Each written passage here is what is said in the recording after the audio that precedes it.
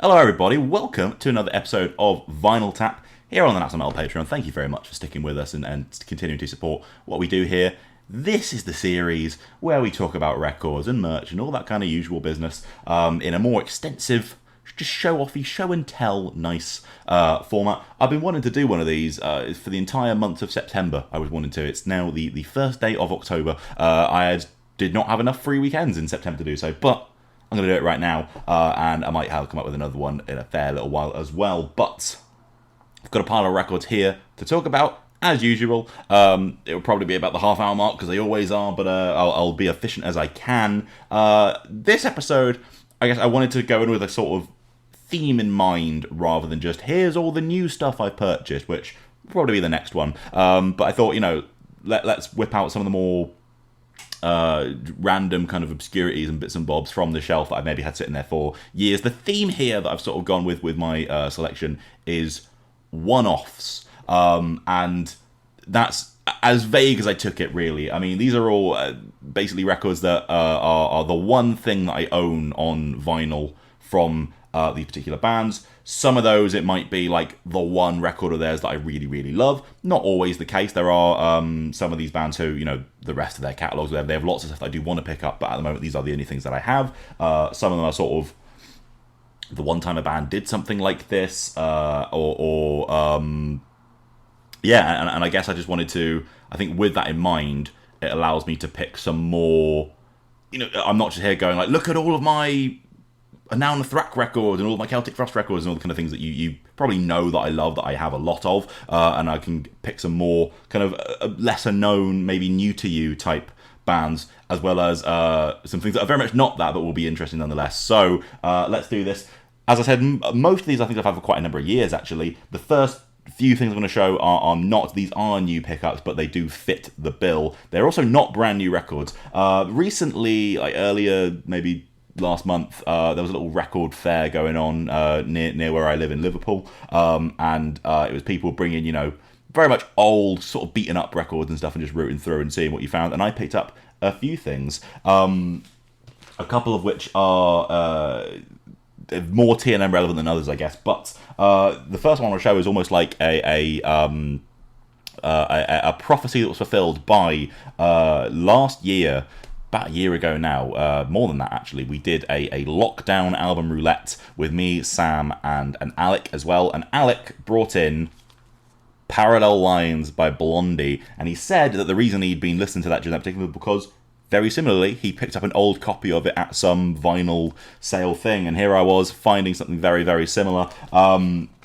This record is something that, Blondie, I knew the singles, I knew the hits, hadn't really listened to a full album until we did that with this, and it turns out it is a fucking belter of a record. And it doesn't even, I think my favourite Blondie song would probably Call Me, if you put a gun to my head, and that's not even on this record, but this is kind of the blockbuster Blondie record, I guess. Hanging on the Telephone, Heart of Glass, of course, is on it, One Way or Another, along with a bunch of really quite quirky and fun album tracks, like Just Go Away at the end with a very silly go away kind of backing vocals. But it's a fun,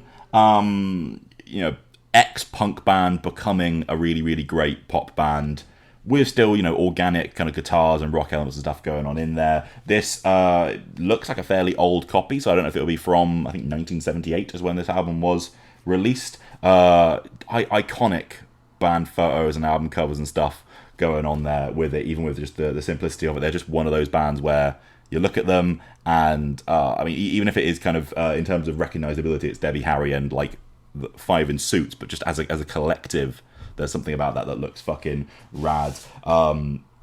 Just, again, being a very old, kind of traditionally minimalist, I guess, approach, mass-produced kind of record. It's very simple, black and lyric sleeve and stuff like that. But considering, again, this doesn't sound like what most of my physical record collection does sound, I was quite pleased to get a copy of this to throw on every now and then, because it is an absolutely killer, catchy, fun, and quite timeless, I think, sort of pop, rock, new wave, or whatever you want to call it, album. So that was one of the things I picked up at that there vinyl event.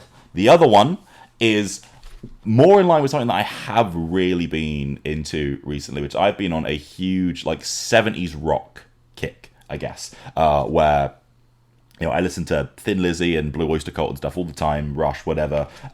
Recently, I was listening to the Scorpions and ZZ Top and going really in on these bands, so I always kind of knew about and liked some songs from or whatever, but loving the catalogues. And I guess this is slightly as well prompted by our recent album club on Holy Diver by Dio.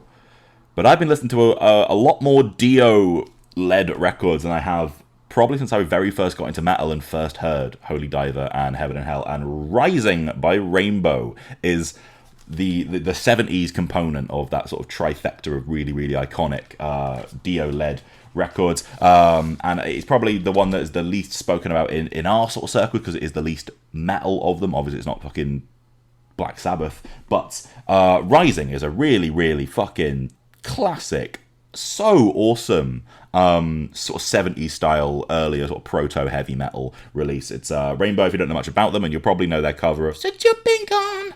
But Richie Blackmore from Deep Purple's band, which he formed after leaving them, and sort of picked up Ronnie James Dio even, who was in a band called Elf at the time, and made this fucking so sick record. I mean, got the fucking like fantasy Ken Kelly artwork, track list on this. It's sort of bit beaten up and given that 70s thing, but 6 songs on a very simple side 1 and 2 thing. Stargazer being this massive fucking incredible fantasy metal epic, but you've also just got straight up 70s rock hits like Starstruck and Tarot Woman and stuff.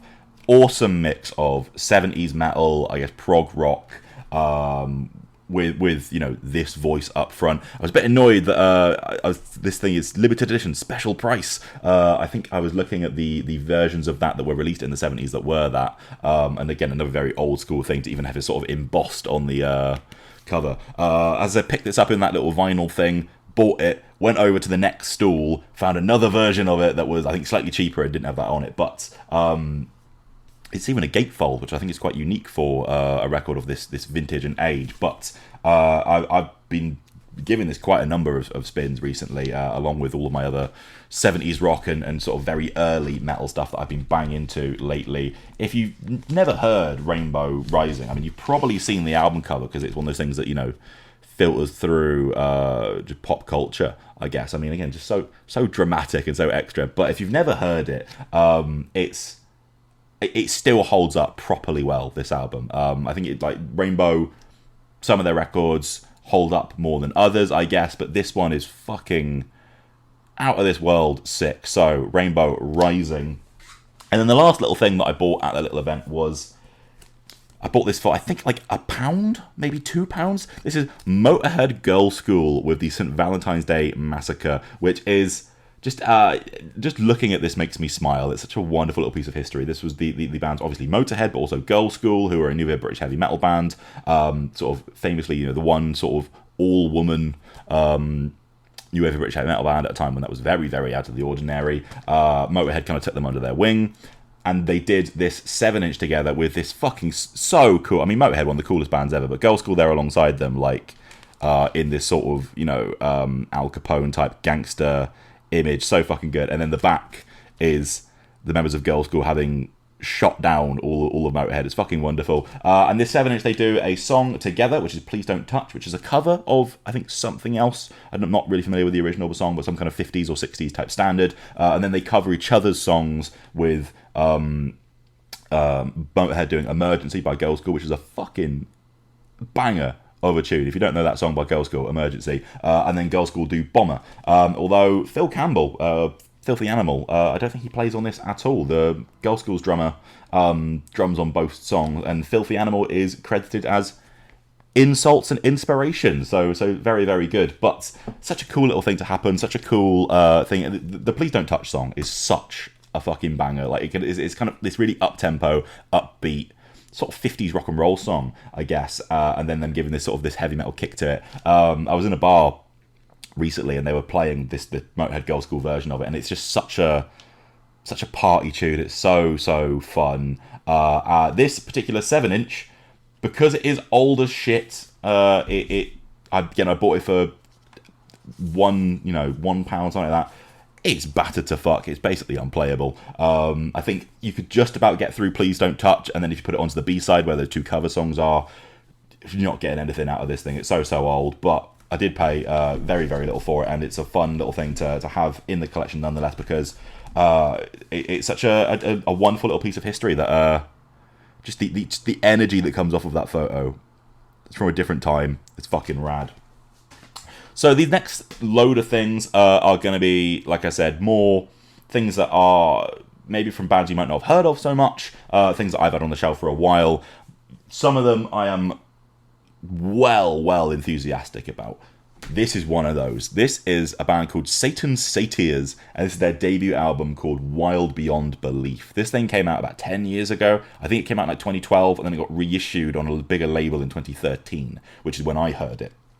And I remember hearing that, I think like Terrorizer did like a premiere or something with that version of it, and I was blown away by it, because basically what this is fuzzed up stoner doom metal, but the quirk is it's being played like a punk band with this really fucking sloppy, aggressive, banging on fucking Tupperware, whatever, punk sensibility, which the kind of selling point is Electric Wizard meets Black Flag. If you like the tone or whatever of Electric Wizard, but you wish it wasn't so, lumbering and slow and sort of, weeded out of its mind, and you want them to play it like an 80s hardcore band or something, this record is fucking amazing. And after this, they put out a number of records, and then they split up a few years ago, and I really liked all of their records, but they turned into more of kind of a psychedelic rock type thing after this, and this is the album that has that real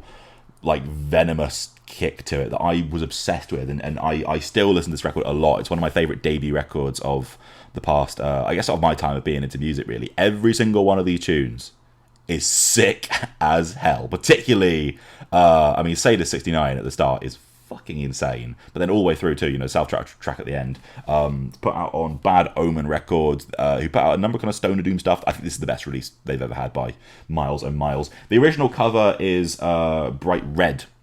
This was a reissue from a couple of years ago, and they did a special version that they changed the colours to silvery and pink, which is cool, but it's that, look at the bikers, it's that 60s hell-raising fucking, Altamont,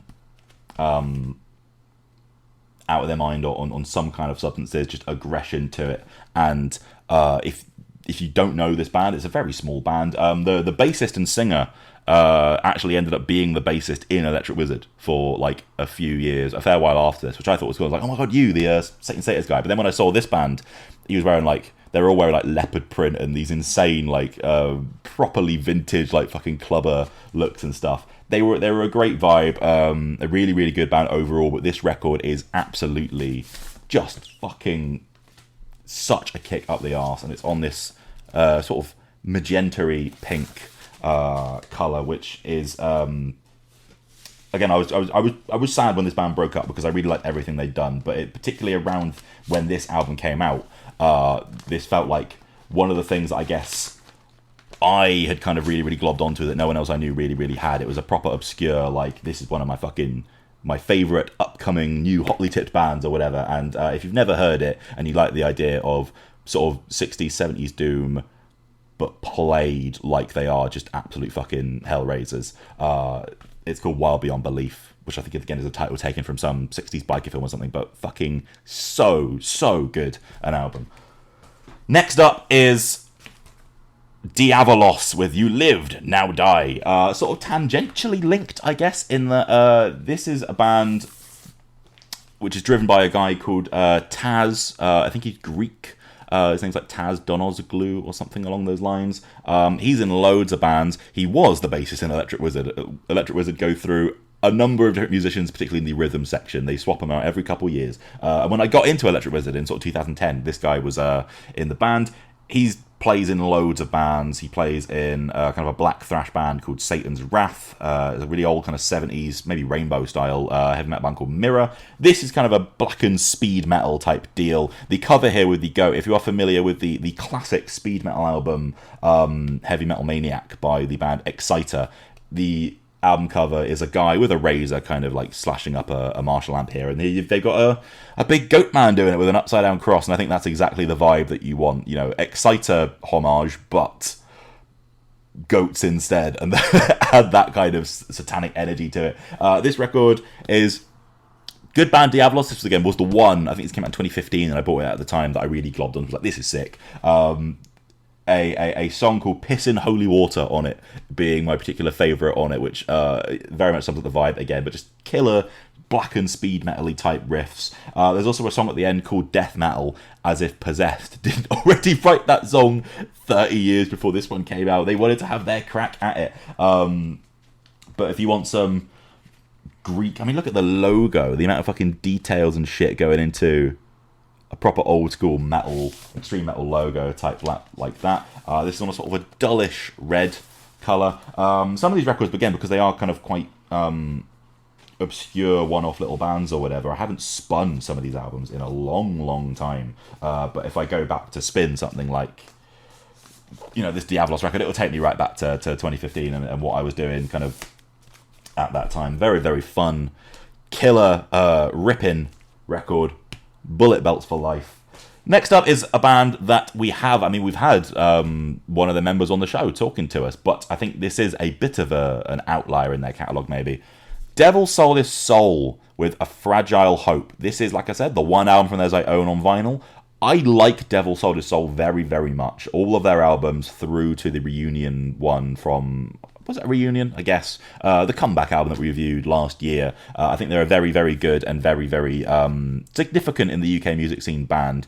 But if there's one of their albums that I actually love, it is A Fragile Hope, which is their debut, and it's because it's the fucking heaviest, nastiest one. Like, from after this, they really dialed up the kind of the melodic vocals, the dual back and forth sort of between those elements, and the post-rock prettiness and the shimmering nature of this. Fragile Hope is when they were kind of pioneering this sound, but in a way that was so gutsy. This record, I think they played this in full for its like 10th anniversary. This came out in 2007. I think I saw that show. That was when I saw Devil Soulless Soul, and I was particularly excited to go and see that because this is the record of theirs that I love. This is devastating. Like, the riffs on this and how it sounds, like if you like Will Haven and even, you know, the kind of, I think when people refer to Devil Soulless Soul post-metal and stuff, you think of maybe they've gone more into a sort of Death Heaven-y type direction. This is, you know, proper old school sludge fucking nastiness, but with, you know, the song Hope at the end is the real sort of classic, you know, big post-rock light at the end of the tunnel closer, but fucking hell. I mean, Ed on this record is, this screaming vocals are like, you know, proper broken glass shit. It's fucking stunningly heavy, this record. This is what I think one of my favourite sort of UK heavy music debuts, as particularly in the kind of, you know, metalcore scene and that sort of area of the 21st century, I guess. This was the 10th anniversary version that they did for this around the time they were doing it. It might have been a Record Store Day thing, I don't remember, but particularly they when Ed came back to the band, they did this whole, let's do A Fragile Hope, and it's on this bloody stunning little splatter of all blues and yellows and all sorts. But yeah, fucking just a heavy record that if you put it on will, you know, again, I listen to a lot more extreme underground bands than Devil Soulless Soul, particularly where they live, but like this record does fucking go. There is the gatefold, and it's I guess the album cover design and everything for it. I mean, it looks very 2007 post Converge Jane Doe sort of metalcore, doesn't it? But I think you can tell from the color palette and everything on this, the kind of more oppressive record that this is. So, I mean, if you love Devil Soulless Soul but you've never gone back this far, do it. If you think Devil Soulless Soul are a bit pretty for you sometimes, but you've not heard this record, really, you, of all people, should go and stick this on because it will slap you. So, what's it called again? A Fragile Hope by Devil Soulless Soul is a fucking belter of a record, as is this. This is Cloud Rat with Qliphoth. I've never quite learned how to pronounce it. Qliphoth, I guess. This also came out in 2015. I think 2015 was my first year in uni, and I used a lot of my student loans to buy a lot of a lot of new records that were coming out at the time from kind of small bands that I might not even have I might not have spent so much on just random records. So I have a lot of albums from, I guess, 2015, 2016, sort of, from when I was buying a lot of records because I had the disposable income to do so, thanks to the student loan system. Cloud Rat are a grindcore band. This is their 2015 album, as I just said. They have released, I think they have a new one coming up later in the month, I think, which I would be quite keen to listen to, because Cloud Rat for me are one of the better, more interesting grindcore bands to have emerged in the last decade or so, and this is particularly the moment where that was so true. I mean, the album after this was very good and interesting as well, and particularly they did a sort of counterpart EP alongside it, where it was all like dark wave kind of electronica stuff. So I think that lets you into the kind of band Cloud Rat are, that this isn't just, a straight up, quite rudimental grindcore project. Cloud Rat are really interesting and very, very striking. And Qliphoth is a fucking devastator of a record in its grind components, but there's a real kind of cathartic thing about Cloud Rat where it feels like, sometimes it's the grindcore, it's super fun, it's just super pacey, super like, we're going to write short, silly songs and go. And sometimes it feels like some kind of exercising of something. And Cloud Rat, their singer Madison, very much seems to come from that kind of school and gives it a very, very deeply emotional, quite scathing and quite frightening at times edge to it. And the way that this album kind of progresses is you will have, like, it's so dirty and so scummy at times in a way that really seems to come from that, like, dejected, dark place where you will have, like, proper, fucking I hate God drug den, nightmare vibes to it. But then it will counterbalance those with, like, parts that are almost like black gaze and stuff like that. Like, there's a song called Friend of the Court,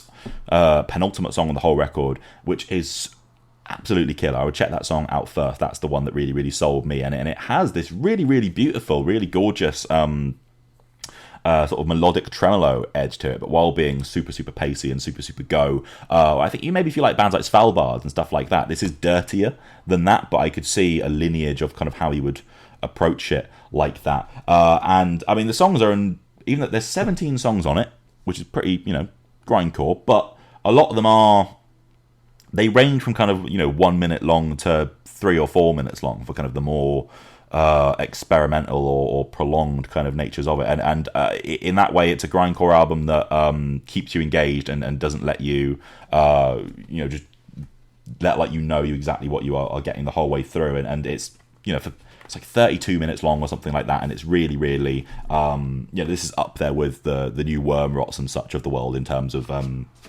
that kind of engaging a modern grindcore experience. Yeah, it's just on a black vinyl. This was just the standard version of it they put out at the time. I think this was this from the Flenser from in terms of record labels? I don't remember. Halo of Flies, that's the one it is. Halo of Flies are a American kind of independent underground label who put out a lot of interesting stuff like this, the Flenser being another one of those, but that is where I picked this from at the time. If we could get a chance to review the new Cloud Rat album, I don't know if there will have enough space or whatever, or however, but it's on the radar of stuff that is coming up, because I think that Cloud Rat are very much one of the more worthy and one of the more interesting, really kind of extreme bands that we have kind of in metal at the moment. So Cloud Rat, Qliphoth. Like I said, this is the one album theirs I own. It was the one I really, really got into at the time, but I'd really like to pick up, the ones they've done since and even before and so on, because they are quality band. Fucking book them in the UK, someone. Damnation or someone. I don't think they've ever played in the UK to my knowledge. I'd love that. Another record from exactly the same time for exactly the same reasons as to why I own it, but one that I have been listening to recently again for the first time in a while. This is Undersmile and Anhedonia. Undersmile are a UK doom band, and this was a band who I think I saw the year this came out at Damnation Festival. They then broke up for a few years, but I think they're back now, so that's cool. Undersmile, like I said, UK doom band. I think their main sort of quirk is that they have two sort of harmonizing female vocalists at the front of their band who is a sort of, if you know the band Sub Rosa, and the way they use that, there's a kind of similar effect. It's not got like the violins and the kind of classical edge that Sub Rosa does, but particularly the dirgy horror element of that. If you really, really want to dive into that, this album is 75 minutes long. I was listening to it maybe a month or two ago at about 3 a.m. I was up late. I was reading a book, and this album I had on about 3 a.m. Like I said, 75 minutes long. It's so oppressively bleak, this album. This album is a fucking nightmare, and the way that those vocalists are used is there are lots of quite quiet, I guess, clean sections, but the clean guitars are really like spidery and dark, and those sections are like as oppressive as anything that's more, abrasive. But then when it does explode, this is a scary album. This is one of the scarier, more unsettling, I think, albums to have come from kind of an underground extreme band in the UK, in sort of the tapestry of modern day UK experimental underground music. I think of recent years. I think they're back now from their breakup. I don't remember if they've released another album since this. If they have, I need to go and refresh my memory on it. If not, I look forward to it, because this is a really fucking really nasty album without just being all aggression. It is, just on a black vinyl.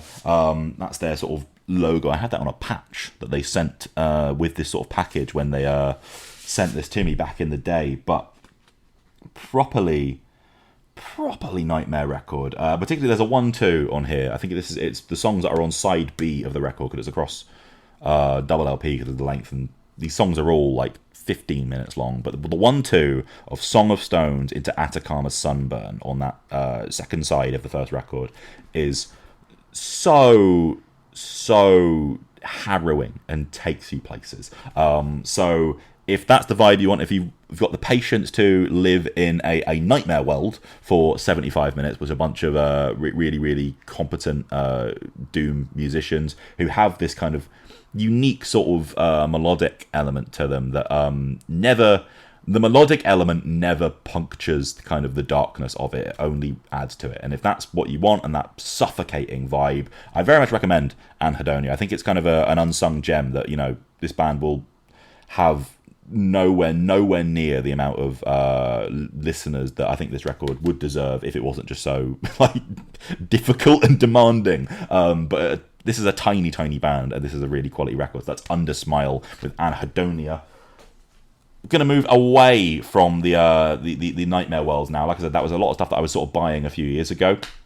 This thing is quite new. It also belongs to my girlfriend, but it is also, I bought it for her, but it is relevant to us. Lower Than Atlantis with World Record. This was the 10th anniversary edition of World Record that they put out. It must have been late last year. Hadn't been pressed on vinyl for a long time. My girlfriend, probably about 10 years ago, her favourite band in the world were Lower Than Atlantis. And, I think we all know how that band sort of developed and changed and maybe moved away from some people wanted them to be, and then eventually broke up and aren't here anymore. I ever since I gave them the time of day, really, I felt that they were very much the strongest and one of the sort of outliers of having, a creative worth and identity to them of that early 2010s Brit rock kind of school that we always, or I always, at least, Sam doesn't, but, slag off so much. And this record, to me, is the creative peak of kind of maybe that whole scene, really. But for Lower Than Atlantis, Changing Tune that came afterwards is very, very good as well. Far Q beforehand, a bit more kind of scummy and hardcore. I still liked when they developed and became more poppy, because I think they just wrote better songs. Like the self-titled record, Emily and Here We Go and all those type of songs are really, really big. But this one has a kind of drive to it, as well as a vulnerability and an honesty, I think, in Mike Juice's kind of vocals and lyrics, which he was very much one of the standouts, very much of that scene again, as being a frontman who you could relate to and kind of had a realness to him. But this record is really, really good, man. Like this side A here, Motorway of Life, Beach Like the Tree, High at 5, Uni 9mm, another sad song, Marilyn's Mansion. I think if you swapped Uni 9mm, which is still very good, with like Deadliest Catch on the second record, or Bug as well, that's an unbeatable side A, and the whole record is very strong. I don't think it's very long. It must only be like 35 to just under 40 minutes or something like that. But on that, I mean, another sad song into Marilyn's Mansion is two extreme different vibes of song, but both of them fucking absolutely nailed. Where Marilyn's Mansion is such a plug in and go rager, like maybe the most immediately just kind of riffing song that this band wrote. And then another sad song I think is the one that is the most celebrated, and you probably know from this record because it is something that we've used quite a lot of times as an example and a standard bearer of the modern day kind of rock ballad, I suppose. And I saw Lower Atlantis quite a lot of times in the sort of post self-titled, particularly the album after the self-titled. I can't remember the name of it. It's got some really good songs on it, but the one with the black and white photo of them. Saw them alive a lot around that time, up until the point where they broke up, due to, again, being with my girlfriend who was really taking me to these shows. And they won me over, and every time you saw another sad song, it's like, oh, okay, fair enough. Like, this goes. And yeah, this was one of those records where felt good to have it on the shelf as a real a standout of the 2010s rock scene, when maybe not all of you watching, but I think a lot of us came of age around that time, and a lot of it was shit, but this one really isn't. It's on I'd forgotten about the pink. It's a kind of sort of translucent-y white vinyl there, but with this pink splotch in the middle, which looks very nice. It sounds great as well, because it's a organic sounding record. I think it's one of the big standouts. It's not a fucking pop record, like, and you can hear the kind of sort of garage sensibility of when they are, scraping on the guitars and stuff. Really, I think a lot of you will know this album because of the time it came out and obviously where it's come from and everything. And I just want to say that this record does hold up, and celebrating the 10th anniversary version of it with buying this, I think it's a record that is worthy of that treatment. And if you haven't listened to it in a while, very much worthy of that. Another 10th anniversary. No, I don't think it would have been, actually. I think I'm bullshitting. It was a reissue, but another UK classic from a completely different vibe. Ingested. This record has a very long name. Surpassing the Boundaries of Human Suffering. Sounds hard. I mean, this record's of a time. I think you can tell that, and it's of a world. I mean, Ingested, brutal death metal, sort of, for that whole world, one of the biggest bands of it in terms of like proper, like, if you're looking into slam and stuff like that, bands like that don't have profiles outside of the slam world. A lot of you might have heard of Ingested. They are kind of a UK staple. I think this record, this is their debut one, and it's kind of this was a reissue of it. They did a big deluxe treatment for it, and it kind of has a bit of that classic status. Again, I think we spoke about this quite a lot. I mean, we did the Infant Annihilator album club recently where we were talking about sort of the stuff that comes from that, like, just peak misogyny, violence against women slot of kind of deathcore and brutal death metal stuff from around sort of the late 2000s that's gone out of fashion. And I think a lot of bands like Ingested have very much moved on from it, and they their records, they look and feel quite different now. I am an Ingested fan. I like most of what they've done. This might not even be my favourite record of theirs. It's close. It's this, or there was one that they did with the kind of, I think it's called Divine Right of Kings or something like that. Well, that might have been the first track on it, but it has kind of greenish colour. That was really fucking good, and I think it's my favourite of sort of the newer school sounding Ingested records. This one, though, is so sick and so just brutal and insane, and particularly Skinned and Fucked, track 1. It lets you know what the vibe of the album's going to be. It lets you know what's going to be out.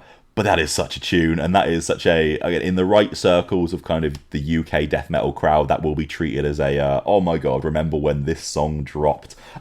Because it's so devastating. There's so many riffs, and this is just such, I mean, look at those song titles again. I mean, it's extreme, graphic, cartoonish in a very ugly way, brutal death metal, but when they put this out and did a gatefold with a fucking crazy splatter edition, so it feels like, one of those records that's too dirty and too just like obnoxious. Although I believe when brutal death metal bands tend to do like deluxe versions of their albums and stuff, and they do splatter variants, they've normally got horrible names. The color schemes will be like, you will have more like urine themed and poop themed like color variants for this world of album than anything else. I don't remember what this one was called. I've got some cattle decapitation records that are kind of similarly just mental, but Surpassing the Boundaries of Human Suffering is sort of a touchstone of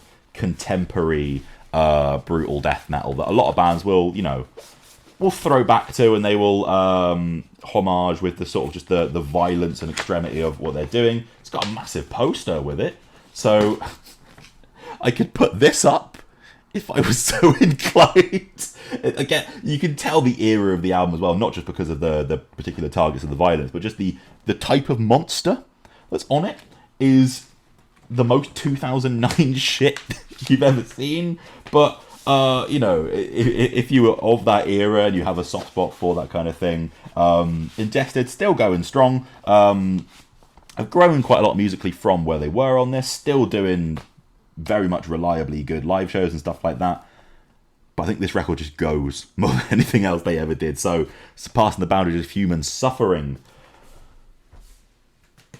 Parkway Drive, Reverence. This feels relevant, considering obviously we've just had their new record come out. I did a chat with Winston for Knotfest maybe about a week ago, so I've sort of been thinking about Parkway Drive, and this is an outlier in my record collection, I guess, in that I think I've spoken before on one of these episodes. I don't tend to buy sort of very, very modern sounding metal records for my vinyl collection very much. Like anything of the sort of metalcore, contemporary, modern, primarily digitally produced metal. I don't so much feel that this is the vibe for it. I don't know why, but I have it in my head that I either go for more analog sounding stuff, like the Rainbow records or whatever, or I buy a lot of extreme underground records. But and there are some exceptions to this rule. And Parkway Drive, this Reverence one, I think this was on sale once, which is why those sort of outlier records, I'll go like, oh yeah, I'll pick that up. It was from Banquet Records, I believe. I think if I remember correctly, it's got a cool, sort of a Pokeball splatter. Nice, gold and red. But I think the reason that Parkway Drive are one of the bands where I might go, yeah, I'll buy your shit on vinyl, is particularly, obviously modern Parkway Drive. I'm so desperate for big heavy metal, in the true sense of it, like old school classic heavy metal that I do love. Bands making those kind of anthems today, I'm so desperate for them to kind of get the profile they want. And Parkway Drive, by being kind of coming from a metalcore background, are one of the only ones who've done that. So this record I absolutely loved when it came out. I still love it. But I mean, I just remember fucking rinsing especially all of the singles from this. But Pray in particular is one of the greatest songs of like the last 5 years. But The Void, Wishing Wells, I love Absolute Power on this. I think is a powerhouse. I Hope You Rot is really, really cool and interesting. I like this record a lot. I know New Parkway people do have problems with it, whether that is the sort of just the embrace of just old school heavy metal values in the kind of the banger writing that they might not be into as much as I am, or the sort of the weird experimentation of it. And this one I think did really up a lot of that from Aya. But I really, really, really, really value this record, man. I really like Darker Still as well, and like we were saying on the review, stuff like the title track on Darker Still is very much furthering ideas from this in a way that is super rewarding to see them like nail even more. I think this album as a whole, in terms of when you take all those heavy hitters and stuff, it is, this would be an unpopular opinion, but probably maybe be a top 3 Parkway record for me after Aya and Deep Blue as like their two, I think, pretty inarguable kind of smash hits. I love this record, man, and I the kind of whole religious vibe of it, they're going for a kind of vinyl appeal with that, aren't they? I should pick up the other Parkway records around this one, so I'm not sure because there's one lonely one. Like I said, I don't really buy records like in this vein very, very much, but I bought this when it was the newest one out, and yeah, just bands doing heavy metal this big. I mean, I think if I'm going to buy like a Monomath records and stuff like that, which I need to pick up, a whole bunch of theirs, I think I could quite happily slot this in alongside them. So for me, modern heavy metal greats, Parkway Drive, Reverence. Getting towards the end of these now, as I always go on with these, but I've got a couple more underground releases that again sort of fit the sort of one-off obscurity type theme that I was going with this episode to show, and then a couple of not that as well. Lycus is the first one of those. This is their album Chasms. This came out in 2016. I think it's their most recent album. Feel like I've been waiting for something else from them for quite a while. But this record is from Relapse Records, which should give you some indication of some kind of mark of quality. I still look to what Relapse are signing as like cool shit. I mean, they've just put out that Summerlands record that I fucking love. But this album from Lycus, for me, it hits quite a unique spot because this is basically, I'd sort of describe them as like a blackened funeral doom band, which I remember this album being sort of quite a touchstone when me and my friend, who we made some demos and stuff together. The only time I've ever sort of produced any music of my own in any meaningful capacity, I guess. We also went for a kind of funeral doom meets sort of gothic black metal vibe in what they were doing. If you've ever heard the Void Tendril material, you know what I'm talking about. And I remember this record, for me, being quite a touchstone of what I guess I was thinking it would sound like, except we added in a lot more of that kind of gothic melodic edge. But just the core kind of like crushing, oppressive, very it's got that funeral doom kind of church choir somberness to it, like, you know, just like very, very booming evil sad shit. But they do have these passages that where they will, unlike most, you know, unlike a Shape of Despair or whoever might do that kind of in the more straight up funeral doom edge, they do then rip into these kind of quite fiery and scathing black metal parts as well. And I when this record came out, I found the combination of those two things a really, really enticing and inviting thing for me and my sensibilities. So I did think about this record quite a lot over, you know, the time that it came out. It's not got a track list on the back. I think it's just 4 songs, and they're all, you know, 10 minutes long in the funeral doom tradition. But I mean, no logo either. I mean, there's their logo on the back, which is quite a cool one. Wouldn't mind getting a 4-sided long sleeve or something daft in that regard. But I think they have maybe 2 albums, maybe 3. But this is the 2016 one that is their most recent, and for me it was the best one of them. I've just noticed on the label, I forgot about it. This edition was limited to 300, and it was on a gold and black, it says on the front, kind of press. I mean, that's just black on the back. Sometimes splatters don't turn out as you do, but there is some sort of gold, sort of shit gold, you know, which suits the record, I suppose. I don't need this to be dazzling. It's meant to be just fucking oppressive. There is a lyric sheet. There we go, lyric sheet as well. The song Solar Chamber, which is the first track on it, is the one that really, really stuck out to me. Very, very good band, Lycus. I would be keen to, you know, hear more from them, or if they ever came over to the UK or anything like that. This was just one of those small kind of underground things that kind of came through, but did sort of lodge itself into my psyche a little bit. So yeah, good stuff. I would recommend if you're into either your black metal or your funeral doom, and you're interested in sort of those worlds converging. That album is called Chasms. And the last kind of undergroundy pick I picked up for this video is this record, Heimweh, from the band Crom Dubh, I believe is how you pronounce that. It's kind of a Gaelic thing. It's Crom and then Dubh, which led us to affectionately call them as Chrome Doobie for quite a while because we didn't know how to pronounce it. But Crom Dubh are a UK black metal band. They're from England, but the members must have some kind of Irish heritage or something like that. Or, you know, have moved over from Ireland or something, because that sort of Gaelic Irish sort of mythology theme is kind of the vibe here. I would say if you like bands like kind of Primordial and Winterfilleth, that sort of vibe of sort of paganish, wistful kind of sounding black metal guitar playing and stuff. The difference is this record is really slow, and it's very. I picked this up. We went to a festival in Scotland called North of the Wall, where a lot of kind of small black metal bands and death metal bands played. It was a really fucking great festival. We went 2 years in a row, and then I think it stopped now. If it ever came back, I would love to go back. It's a really, really fucking... If you're into, you know, your sort of your underground extreme metal, that was a fucking awesome festival that we had. This was, I think, maybe 2016 was the first year we went, but both 2016 and 2017, it was one of those things where me and my friends went, and we came back with, like, carrier bags each of the amount of shit that we bought, because, you know, some of these bands come over, you know, bands from America or Europe or whatever, and you don't know when they're next going to be around, so you want to buy the merch while they're there. So we just fucking shitloads of stuff, so many records we bought, so many shirts and stuff. So a number of the fucking things behind me are from, the 2 weekends where we went to this festival. And Crom Dubh played one of these, even like I said, UK band, so I guess more readily available. I haven't seen them any other time. But I mean, when we saw them, it was so, like, lethargic in a way that I think might put people off because it's so sort of just like apathetic and slow. I think that's sort of part of the music they make as well. It's kind of melancholic, doomed black metal more than it is intense, blasting black metal. But this record I do like quite a lot. I haven't spun this one in probably a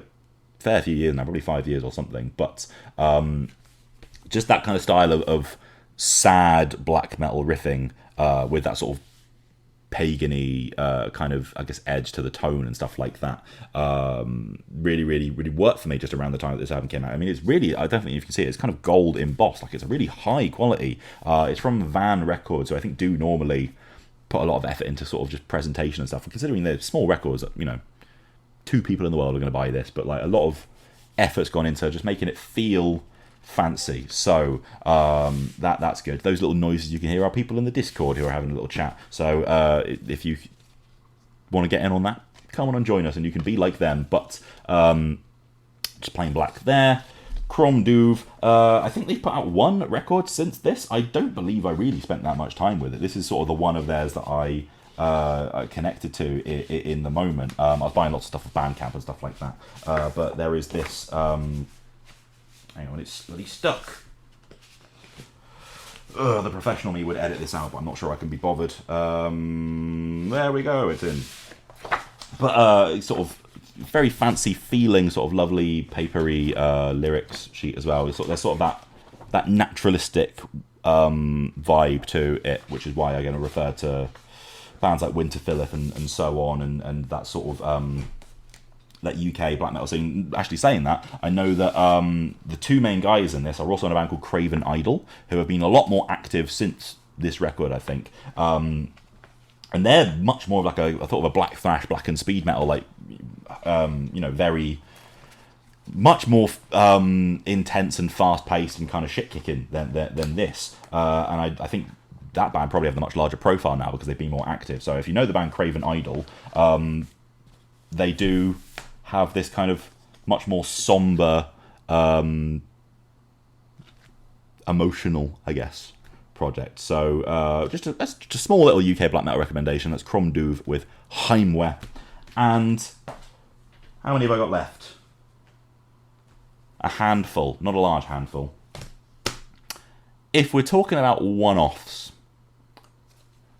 the one album that I own by the band Metallica on vinyl is Saint Anger, baby. Of course I need to rectify that. I mean, the first, 4 or 5 records every heavy metal fan in the world should own on vinyl, even if they don't actually have a vinyl player. It's just part of the rite of passage, isn't it? And, I've been listening to Master of Puppets lately. It's quite good, isn't it? But the only one that I've ever purchased I've got them all on CD, obviously, back when you first buying them, but Saint Anger, I bought this in a record store probably when I was like 15 or 16 or something, and a part of it was sort of the meme factor. I was like, wouldn't it be funny if the first Metallica album I bought on this format, and still to this day the only one I have, would be Saint Anger.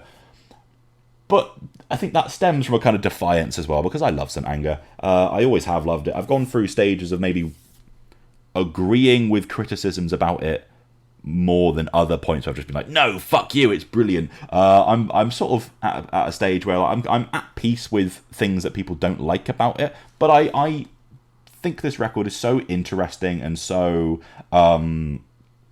even admirable in a way.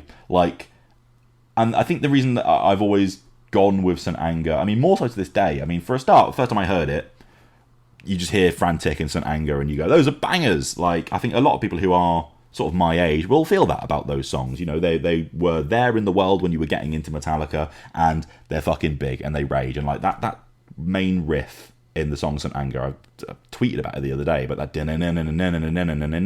is a absolute devastator of a riff. And when they do Frantic live or whatever, it's fun, we all go with it. But I love this record and admire it as a cathartic, uncomfortable, ugly, extreme album. And I think people who are viewing this album expect, like, wanting it to be some kind of Metallica crowd pleaser in the way that, you know, Death Magnetic afterwards was, for as much as production and song length and stuff might have some things to do with downplaying that. But, like, people want Metallica to be Metallica, and then this is when Metallica were struggling to be Metallica. But what they produced out of that, I find, is a really fucking intense album. Like, no, it's not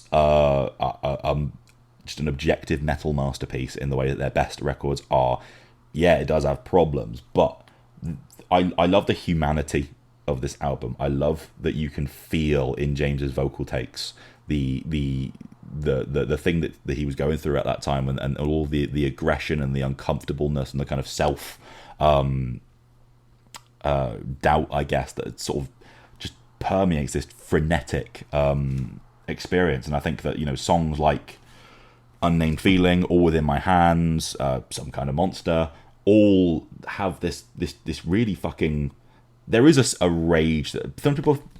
I've seen people call this album as almost like a put-on rage of them sort of like, you know, you're millionaires now you have to kind of pretend to be angry. Maybe that's more true for some members in the band than others, but from at least James, I feel a very real exercising of some pain, rage in this album. And I think I like to view this album more as a slightly experimental, uncomfortable, cathartic, ugly baby of an album that fits more with maybe things I listen to more generally than just a straight up Metallica record, which if you view it as, yeah, of course it's one of the worst ones, but it's a deeply compelling album, and I do like it. I do like it a great deal, and I always have. And yeah, one I own on vinyl.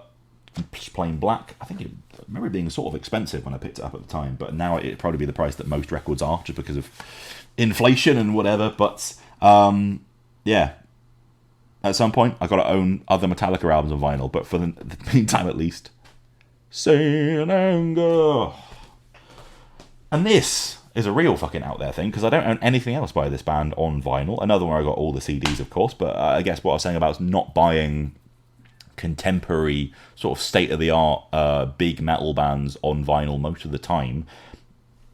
I've never done it with this band, and this one I didn't buy, but it is, I think, maybe the first record that I ever had of my own, and you can thank Metal Hammer for it. It's Machine Head, and this is a 10-inch of the Locust single. It's, I believe, it says Locust album version on the back. I remember when they first released Locust as a song, there was a slightly alternate version to the version that we've all since been listening to for the last 11 years. And I love Unto the Locust. I've said it a number of times. Particularly the song Locust is one of the very, very best tunes of all time. And I remember being so on board when it was coming out and the lead up to that record and stuff. I was really, really excited. And for me, it wasn't I wasn't one of the people who was let down by it. But anyway, this was put out by Metal Hammer. I guess 25th anniversary of, I presume, Metal Hammer itself. And I was buying Metal Hammer religiously at the time, never missed an issue for a number of years, and they put out this fucking free 10-inch record, crazy, of the song Locust. I don't think the album was out at this point in time, so it was like the song Locust, and then the B-sides are live versions of Beautiful Morning and Bite the Bullet. Both very kind of direct, raging tracks from the previous couple of Machine Head albums. Yeah, I mean, I've probably only spun this like 2 or 3 times maybe, because I don't know, when are you ever going to go like, yeah, you know what I really need on vinyl today? Just the song Locust, and then a couple of live versions. But it's a one-off. I don't know how many, I mean, no one surely will own this apart from people who bought that particular magazine, which probably a fair few people in fairness, but very much a weird little outlier in my collection. But it is, I guess, the first record that I ever had to call my own, that I guess a few years later led me to go, I'm going to buy some other shit. Not going to say it was down to Machine Head Metal Hammer started doing that, but this was like the one thing I had on the shelf for a couple of years before I started actually buying vinyl properly. So Machine Head, Locust single. And the last thing I have for this mammoth of an episode, Jesus Christ. If anyone who got through this all without using the old speed bonus thing, fair play. I do that for every video I watch too, so grand. But anyway, thank you. I guess trying to cram a lot of stuff into this sort of themeless episode. Caladan Brood, this is, with their album Echoes of Battle. This is, we're back into sort of, underground black metal territory terms, but this is not a, like, oh, I bought this sort of as a one-off, it's a good record, maybe check it out. This is a fucking 10 out of 10 album. This is like one of my favourite black metal albums of all time. And one that I remember being so stoked when I picked up on vinyl. It's chunky, this. Like, this is a heavy album as I'm holding this right now. Oh, fuck. I guess that's partially why. I think these are some kind of posters. Weirdly folded posters, but he's holding a sword. Oh yeah, that's the Mortal Sword, which is the name of one of the band members. So I think you can tell before we even actually explain this album sort of what the vibe is, and then Shield Anvil is the other guy. Caladan Brood. This album is from 2013. And I was fucking obsessed with this album when it came out. And I didn't buy it on vinyl until a few years later. I bought this on Discogs or something. It's the only album they've ever made. So this is a proper one-off. Like, this is a one-and-done band. And now I think about it, might be my favourite one-and-done album of all time. Like, it's so up there for me in terms of albums that came out and made a real impact on me and have stuck with me, where I've been listening to them again this week. I recommended it to someone in Discord fairly recently, so perfect time for me to whip this out. But this will not be for everyone, by no means, but I think the legacy this album now has, where if you're in the right kind of circles for it, it's still like, oh my god, that one Caladan Brood album, I think has shown that if it is for you, it will stick with you for life, and it will become one of your favourite albums, because this is the greatest fucking medieval fantasy epic black metal album ever made. Like, the touchstone very much was the band Summoning, if you know that band.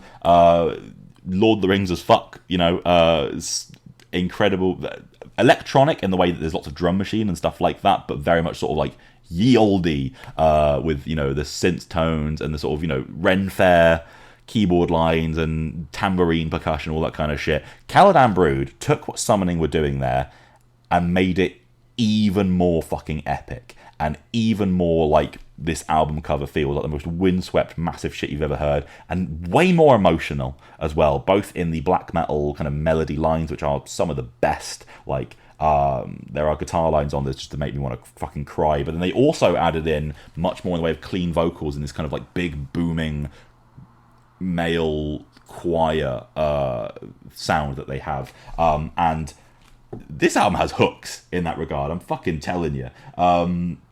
Particularly these songs, Book of the Fallen, which is there's 8 tracks here, because this has, the vinyl version has, there it is, Summoning covers. Passing of the Grey Company is a fucking incredible song by the band Summoning. It's from their Minas Morgul album, but I sort of discovered that, I think, through stuff like this. But the main album is 6 tracks, and the last one, Book of the Fallen, is some of the greatest 15 minutes of fucking epic music in general, whether that's black metal, whether it's film scores, you will ever hear. And it has like at least 2 different catchy as shit, you will be singing it for the rest of your life kind of big choral hooks. And I remember hearing this and being like, oh my god, like they're so booming and so huge. And then a few years later, hearing the band Visigoth, who I fucking love, and I'm really desperate for them to release an album next year. If the Manila Road shirt didn't tell you anything, but I remember hearing them being like, oh my god, this guy has got such a great, powerful, kind of deep baritone, epic heavy metal voice, and then finding out years later that he was in this band, and that's why the kind of choral vocals on this sound so huge. So if you like the band Visigoth and you like that kind of singing, but want it in something that's much more long form, this record is astonishingly good. Like, of those main 6 tracks, every one is, they're all like 10 minutes long at least, but they're all crammed with so many incredible moments of melodies, stuff opening up. Echoes of Battle, obviously there's a lot of kind of sound effects, that kind of nature, stuff like that. So if you're in that kind of immersion into a historical or fantasy world, kind of, you want your Skyrim soundtracks or whatever the fuck, like this is, as far as I'm concerned, we've spoken about some stuff like that on the show, like Vehemence and stuff like that. This is the gold standard of all time for me, without excluding, more, I guess, direct banger bands like Immortal and stuff like that, but kind of all stuff that's really dedicated to that. And it's such a you can't really see here. It's on a sort of transparent-ish, translucent sort of magenta pink vinyl.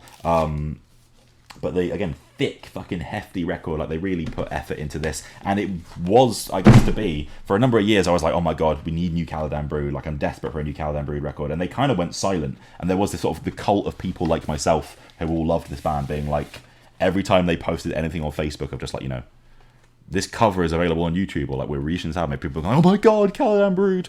And it never happened. And I think we've all sort of come to the understanding that this probably is never going to come back, and Caladan Brood was this one album, and then they vanished, and then, like I said, gone on to be another, probably more successful bands and stuff like that. But that makes the legacy of this album and the place it holds